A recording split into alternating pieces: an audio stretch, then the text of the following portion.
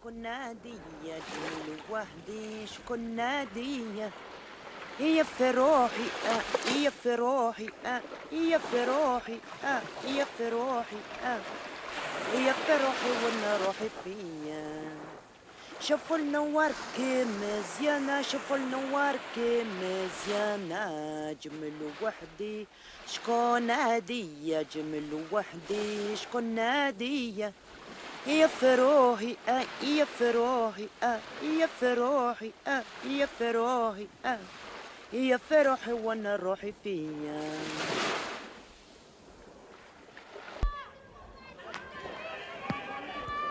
J'aime mon père quand il reçoit la balle, quand il la serre fort contre lui tout en courant, tout en cherchant celui de l'équipe qui peut être mieux placé que lui pour la mener à l'essai. J'aimerais être la balle.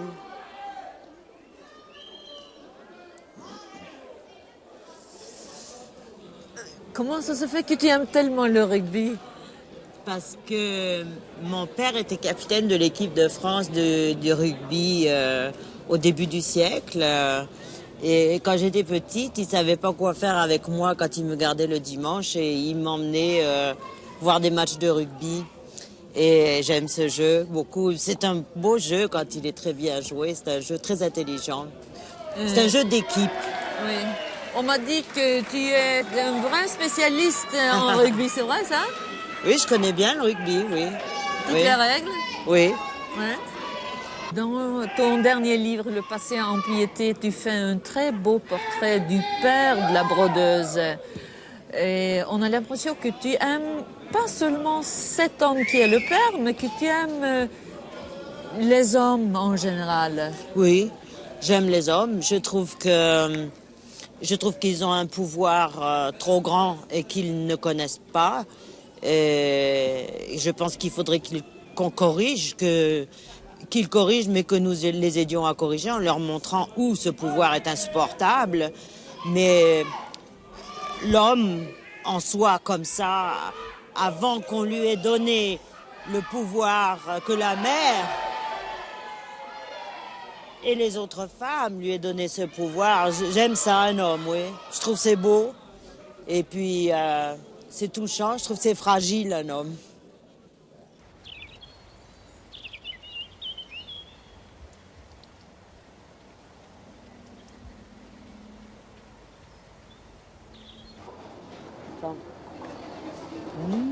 Ça sent bon.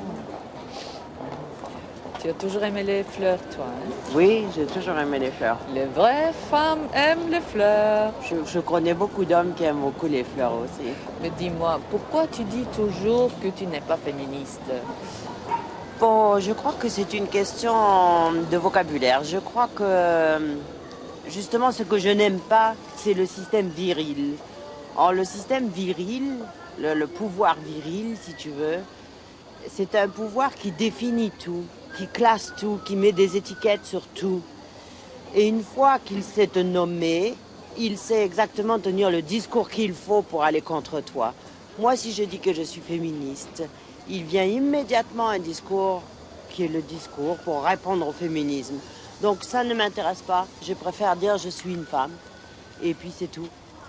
Et puis le féminisme, c'est une chose très importante. Ça fait partie de l'histoire. C'est le combat des femmes. Il n'y a rien qui ressemble plus au sexisme que le racisme. Il n'y a rien qui ressemble plus à l'exploitation des femmes que l'exploitation des pauvres. Il n'y a rien qui ressemble plus au viol que l'impérialisme culturel dans les pays sous-développés. À chaque fois que nous défendons une cause pour les femmes, nous défendons une cause pour les trois quarts de l'humanité.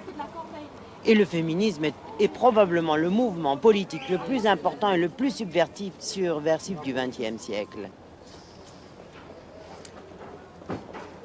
J'ai envie de sentir ça encore.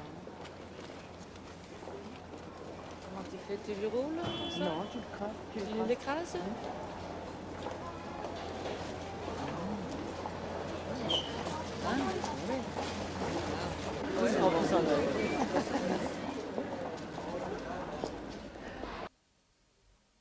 Ce que j'ai eu de meilleur dans mon enfance, ce sont les Arabes qui me l'ont donné. la tendresse, la musique, la danse, le jeu, l'amour aussi de ces femmes qui s'occupaient de moi. Et j'ai toujours pensé qu'ils devaient être indépendants. Bien que ça ait été extrêmement dur pour les Pieds Noirs, bien que ma famille ait tout perdu, absolument tout, j'étais très contente que l'Algérie ait trouvé sa liberté et son indépendance. Et je suis contente quand je vais là-bas de voir le drapeau algérien flotter partout et pas le drapeau français. Ça me touche beaucoup.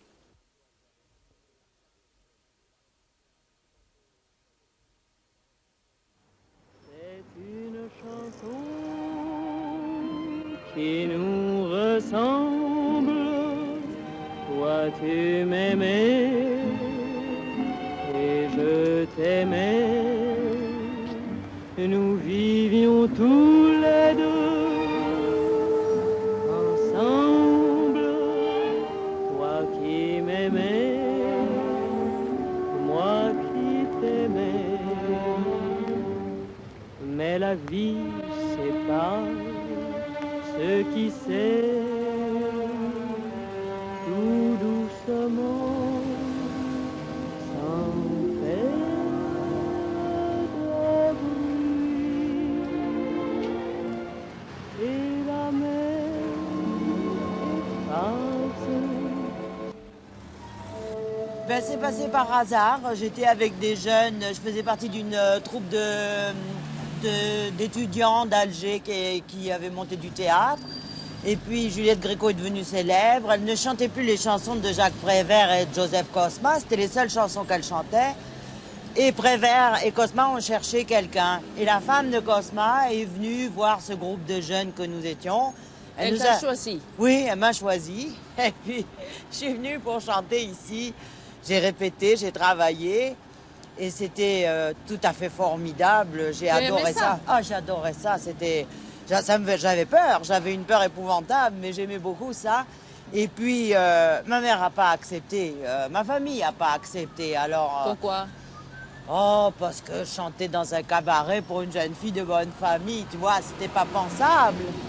Alors, j'ai reçu des télégrammes, des lettres. Lily Cosma est venue avec moi à Alger pour persuader ma famille qu'il fallait que je continue à chanter, mais ma famille a rien voulu savoir. On t'a interdit de chanter à Paris. Bah, alors on m'a pas interdit de chanter, mais on m'a fait comprendre que c'était très incorrect, que j'étais très grossière, que ça n'était pas possible. Et alors? Alors rien, j'ai laissé complètement tomber, mais je vais te dire que je crois que si j'avais pu chanter, je ne serais pas devenue malade.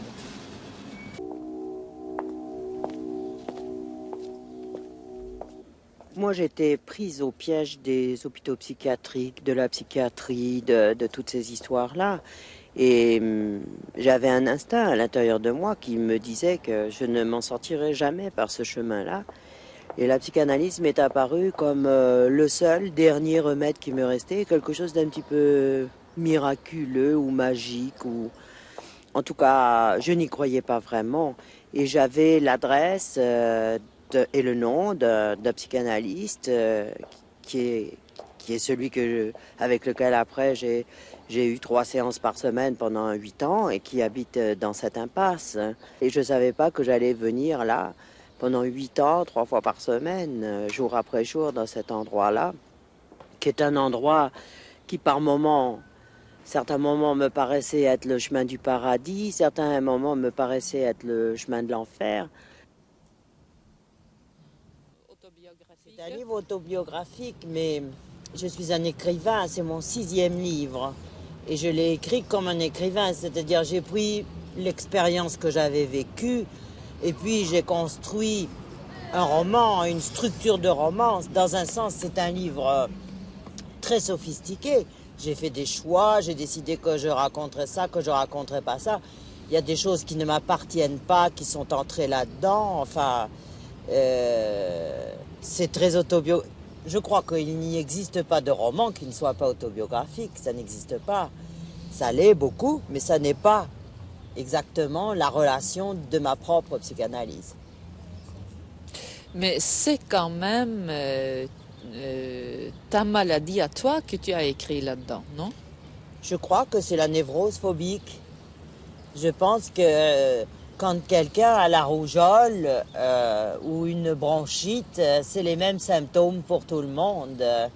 Et je crois que tous les gens qui souffrent d'une certaine sorte de névrose ont exactement les mêmes symptômes que moi, médicalement parlant. Ça s'accroche à des vies particulières, mais la maladie est la même pour tout le monde. Je crois que c'est une maladie très répandue aussi, parce que c'est fou quand on pense au nombre de livres, des mots pour le dire, qui sont lus dans le monde entier. C'est des millions et des millions d'exemplaires. Ça prouve que ce n'est pas une maladie tellement rare. Est-ce que tu crois que c'est pour ça que ce livre a été tellement bien reçu partout? Moi, je crois que c'est pour ça. Je crois que c'est une maladie dont souffre l'Occident, qui est une maladie finalement qui est terrible à l'intérieur des familles et même à l'intérieur de la société. C'est en tous les cas une maladie qui conduit au suicide. Je pense que peut-être 100% des cas de suicide sont des cas de névrose. Disons que peut-être il y a d'autres qualités, mais ce n'est pas à moi de le dire. Je n'en sais rien. Je ne me trouve pas un auteur extraordinaire. Donc c'est pas moi qui vais dire, c'est aussi parce que il y a autre chose. Mais est-ce qu'on peut dire que ce livre est aussi une défense pour la psychanalyse? Non, absolument pas. Je ne crois pas du tout que la psychanalyse soit le seul remède, la seule solution pour sortir de ce genre de problèmes médicaux, physiques et physiologiques et mentaux. Je crois que chacun doit choisir son système, que moi c'est celui qui m'a convaincu et qui m'a aidé. Je dirais plutôt que c'est un livre qui plaide la cause des femmes. Pourquoi? Pour moi. Comment? Parce que je pense qu'il est plus question de la vie d'une femme à l'intérieur de ce livre que de l'histoire d'une névrose, que de l'histoire d'une maladie. Je n'ai jamais voulu écrire un livre sur la névrose. J'ai voulu écrire l'histoire d'une mère et de sa fille, ou d'une fille et de sa mère. C'est ça que j'ai voulu écrire, moi. Et je me suis servi de la psychanalyse comme d'un procédé littéraire. Est-ce que les relations entre mère et fille est difficile dans notre culture? Dans notre culture, en Occident, à la fin du XXe siècle, ça commence à s'améliorer, mais c'était très difficile jusqu'à il y a très peu de temps. Je pense que si c'est moins difficile, c'est à cause de l'évolution des femmes, justement. Mais c'était difficile. Les mots pour le dire.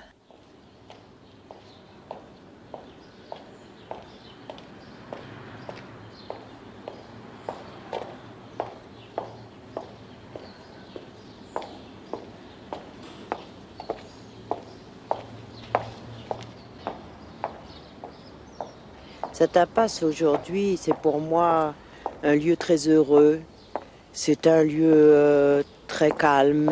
C'est un endroit où je sais que j'ai trouvé un équilibre, qui est mon équilibre, et que ce lieu-là a été le spectacle de tous mes allers et retours qui ont fait que petit à petit j'ai découvert une personne qui était moi-même, que petit à petit j'ai découvert que j'étais capable d'écrire, j'ai découvert que j'étais capable de gagner ma vie, d'élever mes enfants, d'avoir une maison, d'avoir une vie normale. C'est un endroit que j'aime beaucoup, beaucoup.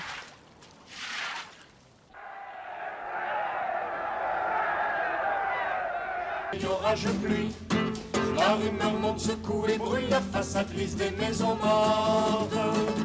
Il faut descendre, il faut descendre, il faut descendre dans la rue. Il y en a qui parlent, il y en a qui crient, il y en a qui racontent à quatre murs de solitude. Quand la puissance vous convie à accepter la servitude. Il faut descendre, il faut descendre, il faut descendre dans la rue. Le jour où la révolte éclate, bousculant toutes les vieilles peurs, quand 50 soleils écarlates brûlent votre peau de la fureur. Il faut descendre, il faut descendre dans la rue.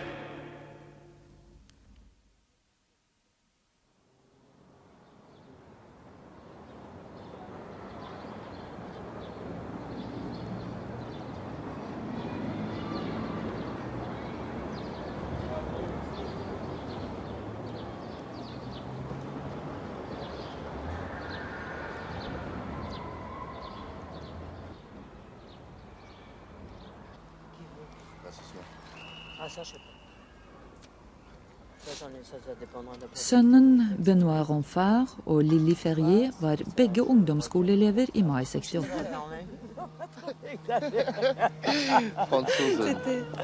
Bon, moi je me souviens d'une fois où on allait poser des affiches. C'est en plein mai 68, c'était fin mai, début juin. On allait poser des affiches dans un marché où c'était interdit, avec interdit d'interdire, vive la révolution, je sais pas quoi. Les CRS qui arrivent, qui entourent le marché, moi ils m'attrapent, ils me filent des coups de matraque. Tu avais 14 ans. Ouais, mais bon, ils m'amènent au commissariat de police du 13e arrondissement, avec des coups partout, machin. Et une heure après, mon père, qui lui était arrivé à se carapater comme un vieux salaud, il vient me rechercher en faisant le père indigne, offusqué. Quoi, mon fils, nana, machin, il était avec moi. Lui, il était avec moi, mais il avait pris la tangente. Tu m'as content, on était Alors, là, hein. Oui, on était exactement vois, là, au 7e, au premier étage. C'est ça. C'est les jeunes qui ont installé au square ici. Et à la maison, c'est eux qui ont installé une nouvelle manière de vivre. C'est pas moi qui l'ai imposée, c'est même pas moi qui l'ai inventée. Je ne l'ai même pas souhaité, je la connaissais pas. Je l'ai découverte. J'ai tout découvert, on m'avait fait tout découvrir. La musique, les couleurs, les formes, les mouvements, des livres.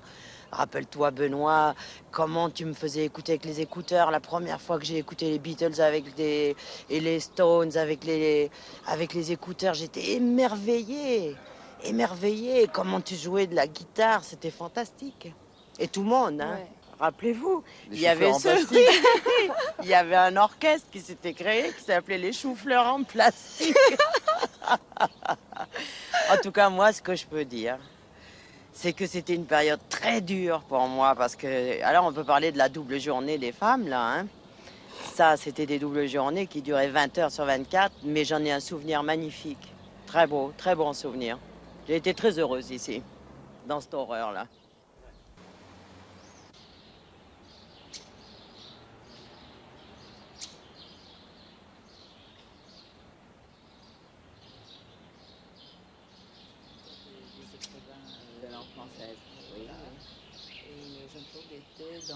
L'autre délégation, n'est-ce pas? Marie Kardinal utgir sine bøker på det tradisjonsrike forlaget Grasset. En av sjefene der er Jean-Claude Fasquelle. Han var hennes motstander i forfatterforhandlingene og samtidig en venn i privatlivet. Hans kone Nikki arbeider med et litterært magasin. C'est pas tellement sur le plan financier que les problèmes se posaient que sur le plan... Non, je crois pas. Que sur le plan de la façon d'en user des écrivains qui étaient complètement traités comme infantilisés. Les écrivains, c'est vrai, étaient traités un petit peu trop comme des mineurs. Des enfants. Infantilisés, ce que je dis, oui. Oui. Et là, vous avez fait un bon travail, je crois. L'édition française l'est toujours, mais elle l'est moins. Mais elle était terriblement paternaliste, colonialiste, etc. D'ailleurs, les éditeurs appellent leurs auteurs, on appelle ça l'écurie comme un propriétaire de cheval. Alors, il y a l'écurie Gallimard, l'écurie Grasset, ça veut dire nous sommes les chevaux de nos éditeurs. Alors, très bien, à 80 ans, on dit encore main poulain. Dette er Françoise Verny. Ce que je trouve formidable, justement, chez Marie, c'est que c'est le contraire. C'est une littérature... Marie, elle va jusqu'au bout. C'est le contraire du nombril. Elle va jusqu'au bout de ses fantasmes, de ses angoisses. Elle rejoint toujours autre chose que des problèmes personnels à elle. Pourquoi tant de femmes et d'hommes se sont identifiés au personnage de Marie? C'est parce que c'est finalement... on parlait tout à l'heure des mots pour le dire. Je veux dire, les mots pour le dire... moi je trouve que c'est peut-être le plus beau livre d'angoisse existentielle que peut traverser quelqu'un. C'est le contraire d'un nombril, c'est pas des états d'âme, c'est ce qu'il y a de plus viscéral et de plus fantasmatique. C'est le contraire du nombril, ça. Moi, je dis toujours que je suis une femme très décente et très impudique. C'est-à-dire, je veux bien vous montrer mon derrière, mais je ne vais jamais dire comment je m'en sers. Jamais. Et comme j'ai le derrière fait comme tout le monde, les gens s'y retrouvent, mais au-delà de moi, c'est-à-dire dans quelque chose qui est commun à tous les êtres vivants. Et je n'ai jamais raconté ma vie privée. Jamais. Jamais. Absolument jamais.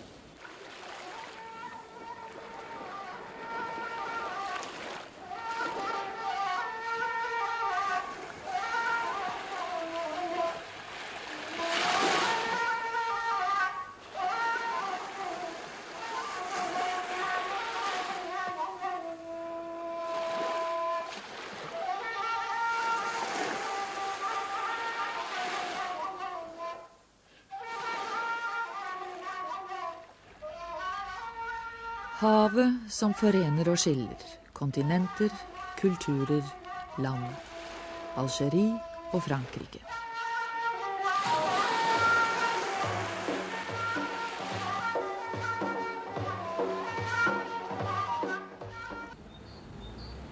Oui, je déteste l'histoire.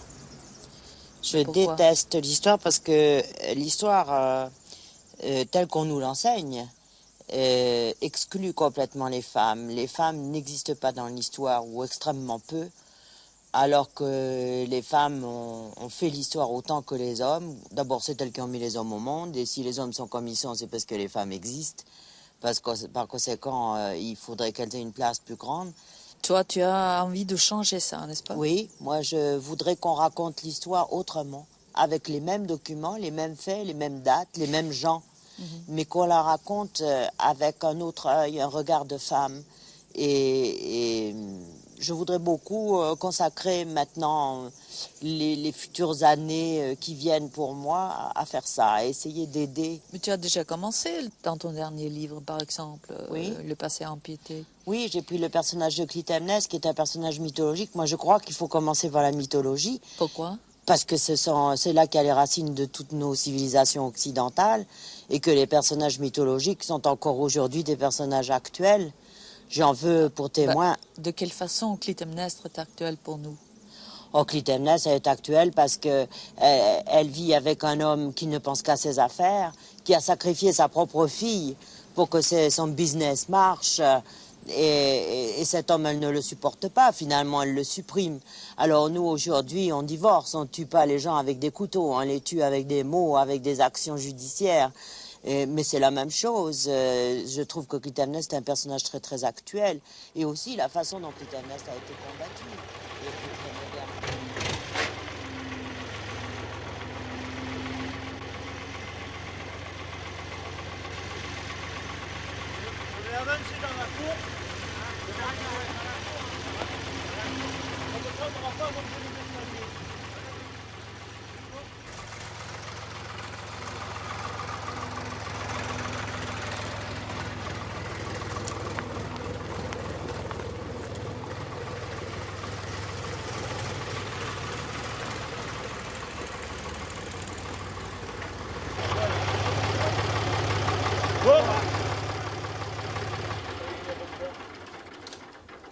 Heureusement qu'il y a la famille belle. Heureusement qu'elle est spécialiste. T'es Dalton?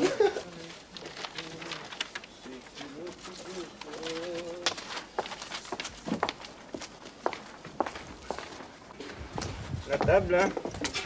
C'est une grande table de salle à manger. Ah oui, elle va là-bas. Heureusement que vous êtes ici, parce que comment on ferait, nous, pour dire ça va là-bas, ça va ici? Ça va dans la cuisine. C'est où la cuisine? Là, dans le fond. Oui, parce que c'est... Nous, on sait où c'est, lui, il sait pas où c'est. Ça, c'est la table. Ça va où? Une grande table là-bas. Allez. Ça, c'est un... Ça, un petit lit va là-bas aussi. Il peut monter en ici. Ça va là-bas, il paraît. Ça, c'est un meuble de coin, là. Il va là.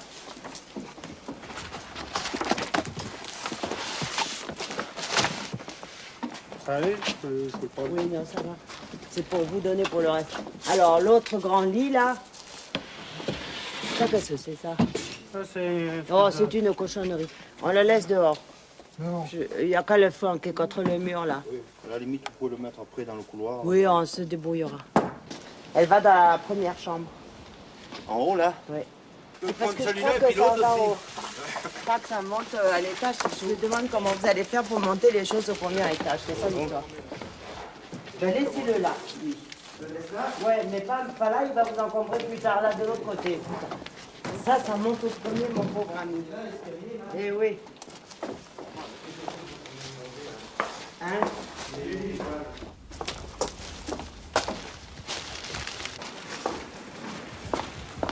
Fais quoi, c'est le couloir.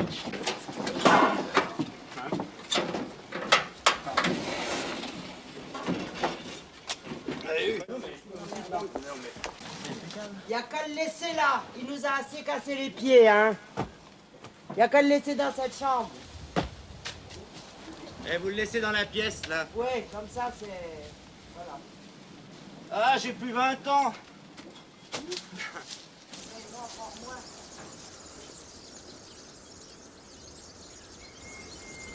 Dans ton dernier livre, Le passé en piété, c'est surtout une phrase qui m'a frappée. Tu as écrit pourquoi cache-t-on aux femmes la merveilleuse force de l'âge mûr? Oui. Alors, est-ce que tu as trouvé une réponse à cette question? Je crois que c'est parce que nous avons un grand pouvoir. Je crois que les femmes, quand elles arrivent à la cinquantaine, qu'elles sont ménopausées, qu'elles en ont fini avec la famille, le maternage, etc., elles sont dans un état d'équilibre formidable. Elles ont une expérience que les hommes n'ont pas, qui est celle justement du maternage, du ménage, du couplage, etc. Et que je pense qu'il est naturel qu'à un certain moment, on ait essayé de casser ce pouvoir. Tu te sens jeune? Ah, moi, ça, c'est pas bien de dire que je me sens jeune parce que je suis pas jeune physiquement à voir. Mais moi, j'ai jamais été aussi jeune que depuis que je suis ménopausée. Jamais. J'ai jamais vécu une force et un équilibre physique aussi grand quand j'avais 20 ans, quand j'avais 30 ans, jamais. Ça me fait penser souvent à mon activité en ce moment, ma vitalité me fait penser à mon enfance beaucoup, au début de mon adolescence, beaucoup, beaucoup. Je me sens disponible comme ça. J'ai acheté cette maison parce que moi, je n'ai plus de racines, puisque mes racines sont en Algérie, qu'elles ont été arrachées.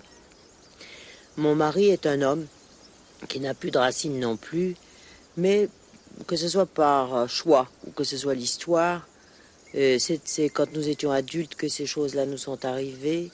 Et moi, du fait que je n'ai plus de racines, je me suis trouvée beaucoup plus libre et beaucoup plus riche dans un sens.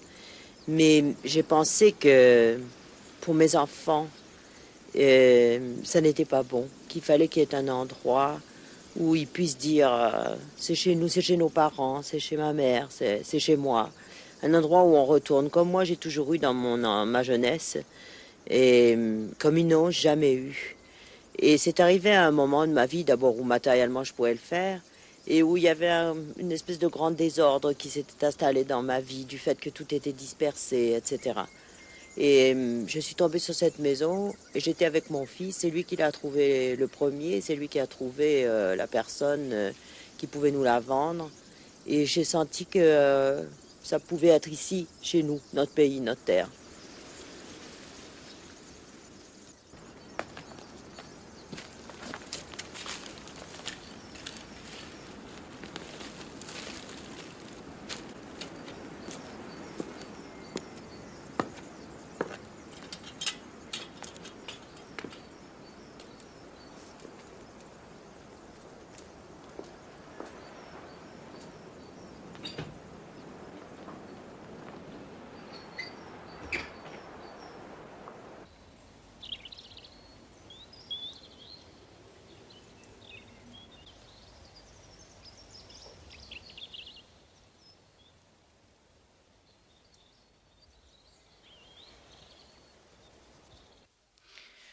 جمل وحدي شكون هدية جمل وحدي شكون هدية يا فراحي يا فراحي يا فراحي يا فراحي يا فراحي وانا روحي فيا شوف النوار كمزيانة شوف النوار كمزيانة جمل وحدي شكون هدية جمل وحدي شكون هدية يا فراحي يا فراحي يا فراحي وانا روحي فيا